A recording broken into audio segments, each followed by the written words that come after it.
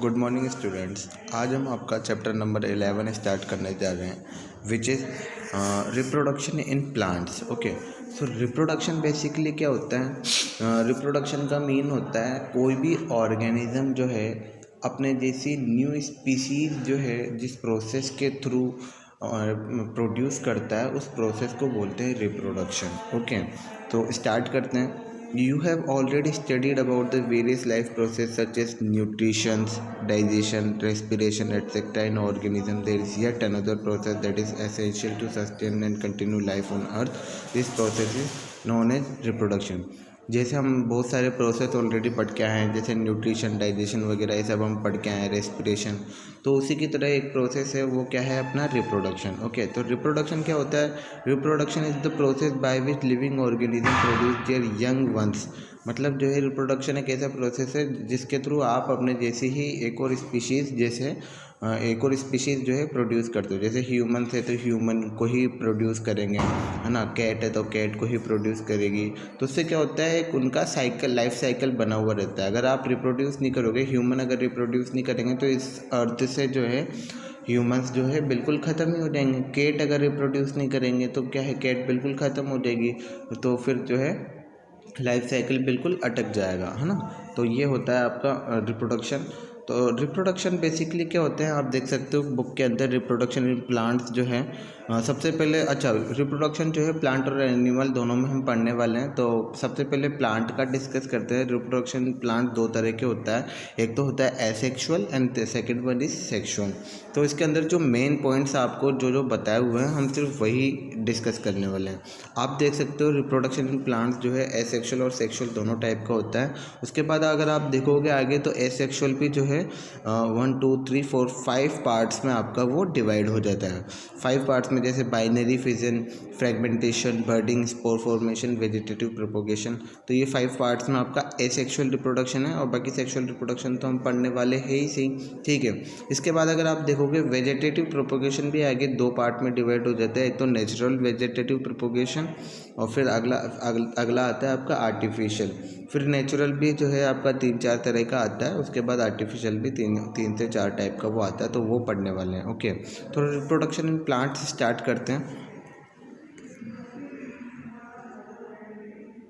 Okay, तो reproduction in plants, इसके अंदर सबसे पहले हम पढ़ने वाले हैं एसेक्सुअल रिप्रोडक्शन, क्योंकि जो रिप्रोडक्शन है वो आपका 2 टाइप का था, एसेक्सुअल और sexual.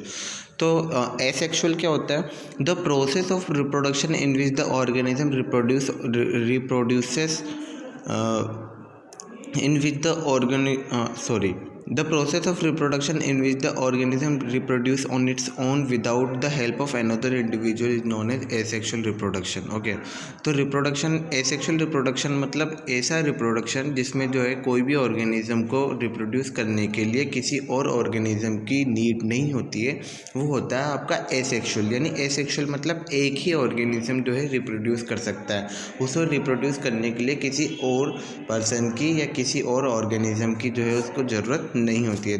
This kind of reproduction is known as asexual reproduction. Okay, तो रिप्रोडक्शन जो है एसेक्सुअल रिप्रोडक्शन कितने मेथड से हो सकता है? आपका 5 मेथड से हो सकता है। एक तो बाइनरी, बर्डिंग, स्पोर फॉर्मेशन, फ्रेगमेंटेशन और वेजिटेटिव प्रोपोगेशन, यहाँ पर आप देख सकते हो। ओके, सो हम स्टार्ट करेंगे बाइनरी फिजन से स्टार्ट करेंगे। अब बाइनरी फिजन क्या होता है?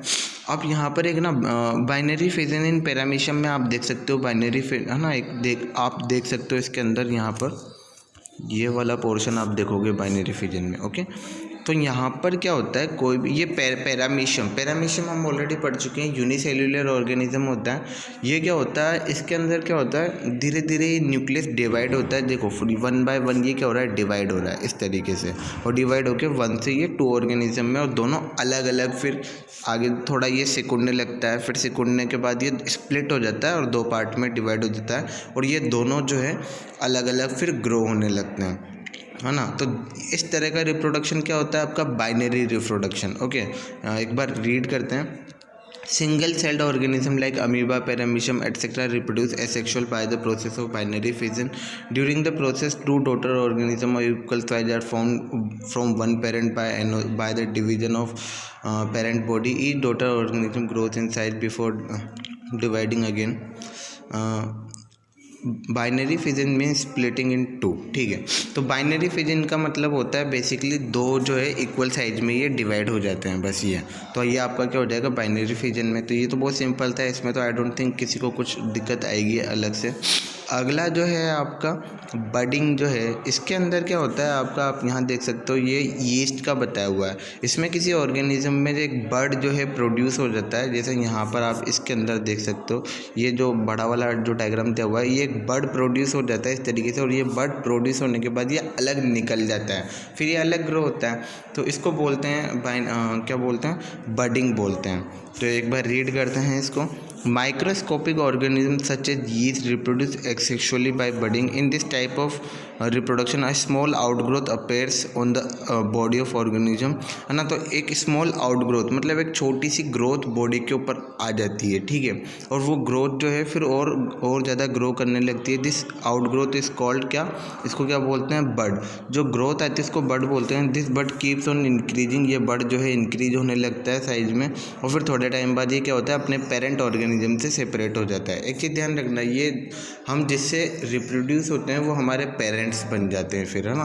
तो अपने पेरेंट ऑर्गेनिज्म इसलिए बोला है क्योंकि वो जिससे रिप्रोड्यूस होके जिस पे ना प्रोड्यूस होके अलग हुआ है वो उसका पेरेंट ऑर्गेनिज्म है, ओके। तो ये जो है आपका बडिंग इन यीस्ट हो गया। अगला आता है स्पोर फॉर्मेशन। स्पोर फॉर्मेशन जो है बेसिकली मशरूम्स वगैरह में पाया जाता है। आपने देखा होगा उनके ऊपर थोड़े थोड़े स्पोर्स बने हुए रहते हैं, एक बार पढ़ ही लेते हैं। Mushroom, moulds, ferns and Moses reproduce by spore formation. The spore क्या होता है, the spore is a small single celled reproductive body which is covered by a thick and hard protective coating. Hard reproductive coating के through जो है cover रहते हैं ये। This thick and hard protective coating enables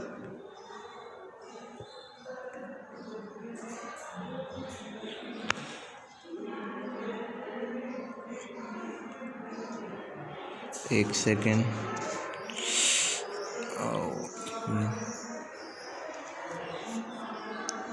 okay.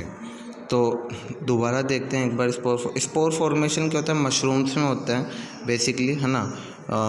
Spore क्या होते हैं, spore small single celled reproductive body होती है which is covered by thick and hard protective coating. This thick and hard protective coating enables the spores to withstand unfavorable condition. When the condition becomes favorable, the thick coating breaks down and opens for germinate to produce new plants. Spores are so light that they can float through the air, travel a long distance, germinate whenever they get favorable conditions. मतलब क्या होते हैं, spores होते हैं ये, फिर ये जो है ब्रेक होने लगते हैं, फिर ये हवा में इधर से उधर चल जाते हैं, और जिस जगह पर ये जाके, जिस सॉइल के अंदर ये जाकर गिर जाते हैं वहाँ पर इन्हें फेवरेबल कंडीशन मिलती है, और फिर ये क्या करने, ग्रो करने स्टार्ट हो जाते हैं। जैसे स्पोर फॉर्मेशन इन मोथ और स्पोर फॉर्मेशन इन मशरूम्स के ऊपर आप देख सकते हो ये जो क्या बने हुए हैं, ये स्पोर्स बने हुए हैं। ये छोटे छोटे सेल्स होते हैं, फिर ये ब्रेक हो जाती है, फिर इनसे स्पोर्स निकलने लगते हैं, और फिर हवा में उड़ के इधर उधर चल जाते हैं, और जहाँ पर भी जाते हैं वहाँ पर ये ग्रो होने लग जाते हैं। तो ये भी एक तरह का जो है रिप्रोडक्शन, ये मशरूम से निकल के ये उधर गए, पर वहाँ पे इन्होंने ग्रो करा, तो मशरूम जो है इनका क्या हो जाएगा, पेरेंट ऑर्गेनिज्म हो जाएगा। अगला हो जाएगा फ्रेगमेंटेशन एंड रीजनरेशन।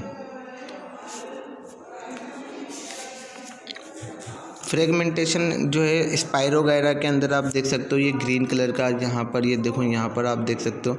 इसमें क्या होता है, एक न्यूक्लियस होता है, ये डिवाइड हो जाता है, और ये दोनों जो है अलग अलग फिर ग्रो करने लगते हैं।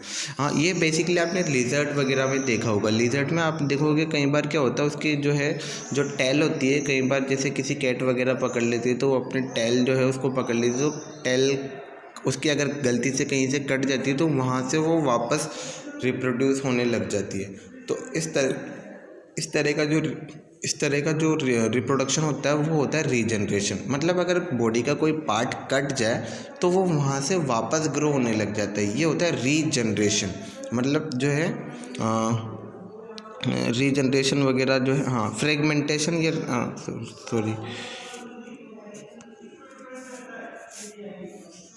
फ्रेगमेंटेशन एंड रीजनरेशन, ठीक है। तो ये हो गया आपका। अगला आता है आपका वेजिटेटिव प्रोपोगेशन। अब वेजिटेटिव जो प्रोपोगेशन है वो हम जो है नेक्स्ट वाली क्लास में हम पढ़ेंगे, ठीक है। Thank you so much.